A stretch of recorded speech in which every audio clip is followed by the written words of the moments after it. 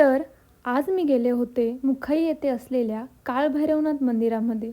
हे मंदिर शिक्रापूरपासून 9 ते 10 किलोमीटर या अंतरावर आहे. सेव्यमान पावनांघ्रि पंकजं व्यालयज्ञसूत्रमिन्दुशेखरं कृपाकरं नारदादि योगी वृन्दवन्दितं दिगम्बरं काशिकापुराधिनाथ कालभैरवं भजे। मंदिर खूप छान आहे. देवाचं दर्शन घेतल्यावर खूप प्रसन्न वाटत होतं.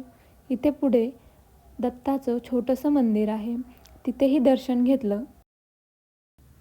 हे मंदिर 11व्या शतकातील आहे असं येथील पुजारी काकांनी सांगितलं.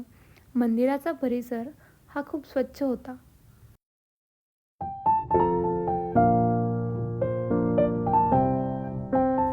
येथे हनुमानाचे दर्शन घेतले आणि आम्ही घरी जाण्यासाठी निघालो.